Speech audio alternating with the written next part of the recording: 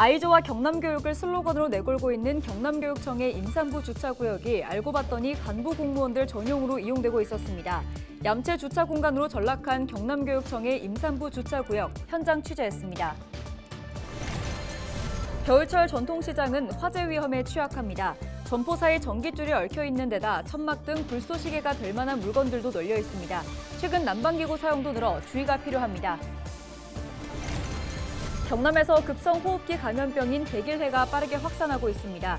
지난 1일 기준 경남에서는 모두 96명이 백일해 확진 판정을 받았습니다. 4일 오전 창원시 진해구 남문동에서 마을버스가 가로수에 충돌하는 사고가 발생했습니다. 다행히 인명피해는 없었고 운전기사와 승객까지 모두 6명이 크고 작은 부상을 입었습니다.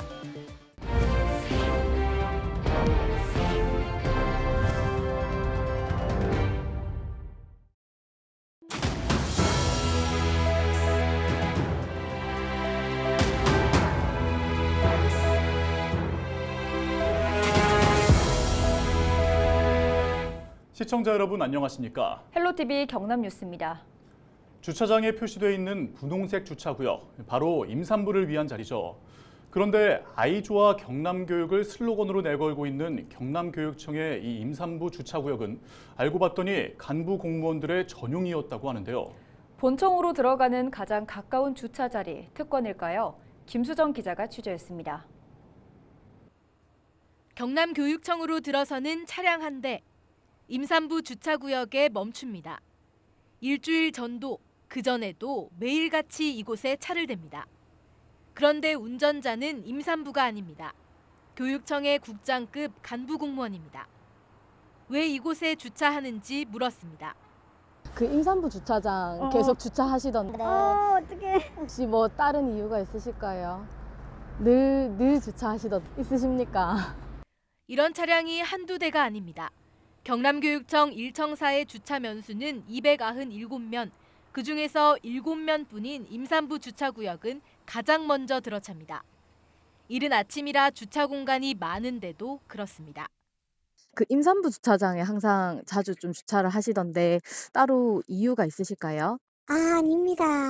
고위 간부분들만 조금 주차를 계속 다 하셔서 이게 따로 제가 뭐 주차 이유가 있으신지 뭐 그런 거 좀 여쭤보려고 전화드렸거든요. 아닙니다. 근무하는 직원이 많다 보니 오후 시간대면 이 경남교육청 주차장은 꽉 들어찹니다. 그중에서도 이 본청 바로 앞 주차구역은 보행자 이동 통로가 있어서 이중 주차를 할 수 없게 되어 있습니다. 더운 여름이나 추운 겨울, 청사로 들어가기까지 많이 걷지 않아도 됩니다. 이른바 주차 명당인 셈입니다. 임산부 주차구역은 임산부 또는 3살 미만의 어린아이를 동반한 차량을 위해 만들어졌습니다. 다만 장애인 주차구역과 달리 행정처분 대상은 아닙니다. 사실 청사가 굉장히 주차 공간이 좁지 않습니까, 그제?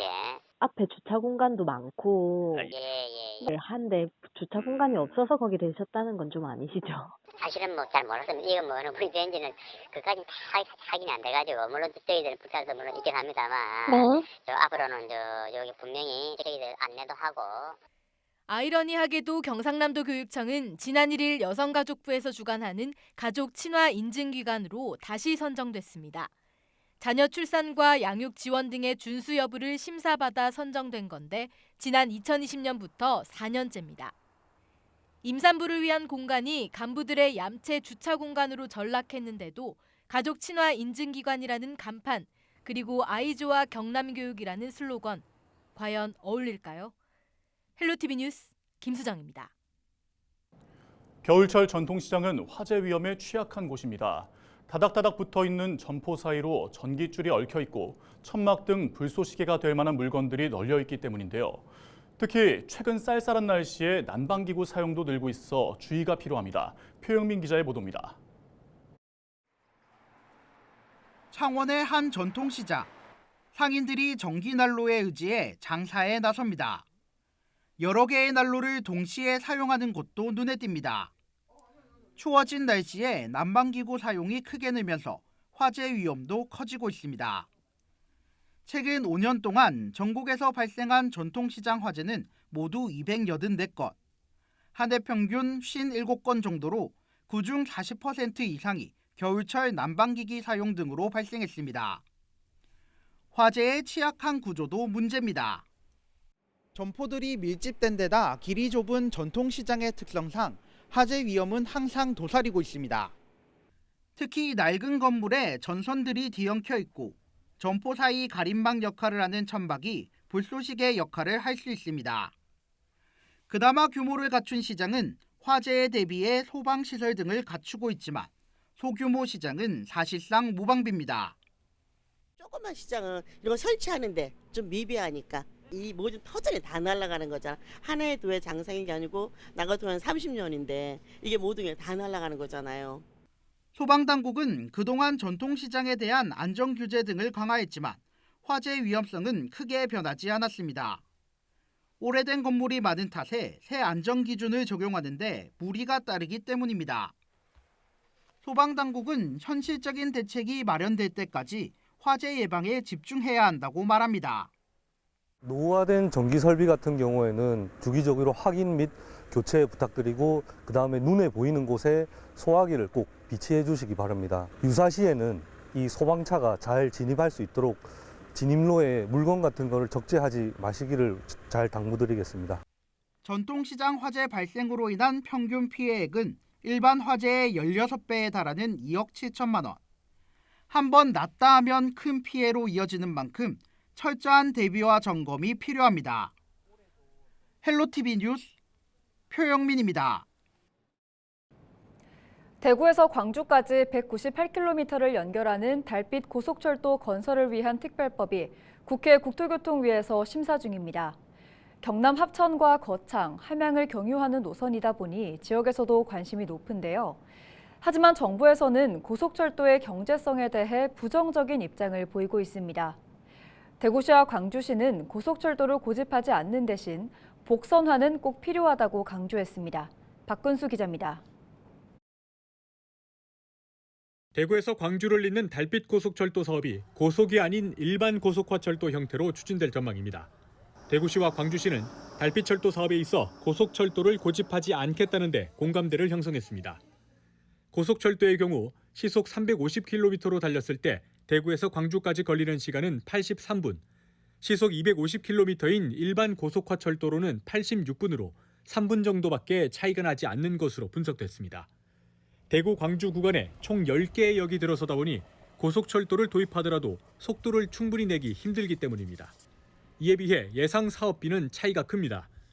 복선을 기준으로 봤을 때 고속철도는 11조 3천억 원 가까이 사업비가 들어가지만 일반 철도는 8조 7천억 원대로 2조 원 넘게 사업비를 줄일 수 있습니다.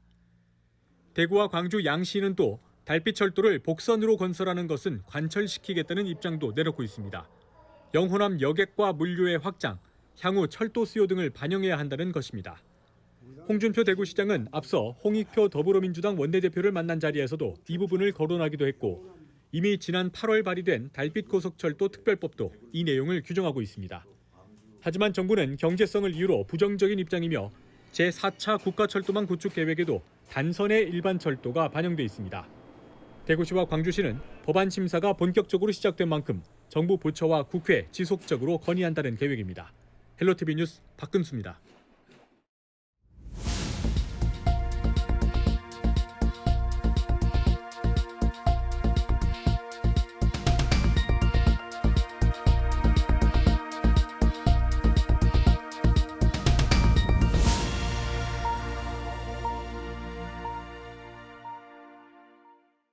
(4일) 오전 11시 20분쯤 창원시 진해구 남문동에서 마을버스가 가로수에 충돌하면서 6명이 크고 작은 부상을 입었습니다.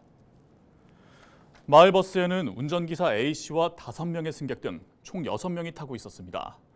사고는 A씨가 커브를 돌면서 중앙선을 넘어 반대편 가로수를 들이받으면서 발생했습니다. 이 사고로 78살 승객 B씨가 우측 대퇴부가 골절되는 등 중상을 입었으며 운전기사와 나머지 승객 4명도 허리와 무릎, 손목 등을 다쳐 병원으로 옮겨졌습니다. 경찰과 소방당국은 목격자와 승객을 상대로 정확한 사고 원인에 대해 조사하고 있습니다. 경남에서 급성 호흡기 감염병인 백일해가 빠르게 확산하고 있습니다. 지난 1일 기준 경남에서는 모두 96명이 백일해 확진 판정을 받았습니다. 보호자 3명을 제외하고 93명이 모두 12세 미만 어린이입니다. 이들 중 92명은 격리 해제됐으며 4명은 현재 격리 중입니다. 특히 창원시 마산회원구의 초등학교와 유치원, 어린이집을 중심으로 100일의 확진이 늘었습니다. 경상남도는 100일의 예방접종과 함께 일상생활 손 씻기와 기침 예절 등 도민들의 적극적인 관심과 지도를 당부했습니다. 100일에는 100일 동안 기침한다고 할 정도로 심한 기침이 장기간 지속됩니다. 호흡기 분비물로 전파되며 24시간 안에 신고와 격리가 필요한 2급 법정 감염병입니다. 성추행 혐의로 1심에서 징역형을 선고받은 오태환 의령군수의 항소심 선고가 다음 달 16일로 연기됐습니다. 창원지법 형사 1부는 지난달 14일 열린 결심 공판에서 선고기일을 정하며 심증에 확신이 서지 않을 경우 한 차례 연기할 수 있다고 밝혔습니다. 한편 오 군수는 지난 2021년 6월 의령의 한 식당에서 여성 기자를 성추행한 혐의로 기소돼 1심에서 징역 6개월에 집행유예 2년을 선고받았습니다. 지난 3일 오후 3시 30분쯤 고성군 상리면에서 승용차 한 대가 불에 탔습니다. 사고는 20대 A씨가 자신의 신변을 비관하며 어머니 차에서 번개탄을 피우다 불이 났습니다. A씨는 불이 난 즉시 대피하면서 피해를 입지 않았습니다. 불은 20분 만에 꺼졌으며 차량이 전소되면서 소방서 추산 900만 원 상당의 재산 피해가 발생했습니다. 경찰은 A씨를 상대로 정확한 사고 경위를 조사 중입니다. 경상남도가 4일 삼성중공업 거제조선소를 찾아 커피 나눔 행사를 펼쳤습니다. 행사에는 박완수 경남도지사와 박종우 거제시장, 최성환 삼성중공업 대표이사 등이 참여했습니다. 이 자리는 임직원들의 기부 약정으로 나눔 문화에 앞장서는 경남 착한 기업의 노동자를 격려하고 감사의 뜻을 전하기 위해 마련됐습니다. 삼성중공업 거제조선소는 지난 2010년부터 임직원 기부 동참을 시작했습니다. 현재까지 모두 1,340명의 노동자들이 매월 급여의 일정액을 약정 기부하고 있습니다. 교육부의 2023 농어촌 참 좋은 학교 공모전에 경남 도내 4개 학교가 이름을 올렸습니다. 전국 15개 학교 가운데 경남에서는 거제 숭덕초등학교와 통영 벽방초등학교, 거제 장봉예술중학교, 남해 창선고등학교 총 4개 학교가 포함됐습니다. 농어촌 참 좋은 학교 공모전은 지역에 맞는 특색 있는 교육과정을 운영하거나 지속가능한 농어촌 학교를 구현한 사례를 발굴하기 위해 마련됐습니다. 올해 공모전에는 전국에서 총 43개 학교가 열띤 경쟁을 벌였습니다. 경상남도 시장군수협의회 제91차 정기회의가 4일 합천군 청와대 세트장에서 열렸습니다. 이 자리에서 도내 시장군수는 우주항공청 설치특별법 통과 촉구 릴레이 캠페인에 대한 결과를 공유했습니다. 또 특정 건축물 정리에 관한 특별법 제정과 연계한 옥상 비가림 시설 관련 양성화 건의 등 도민의 생활에 필요한 다양한 안건을 함께 논의했습니다.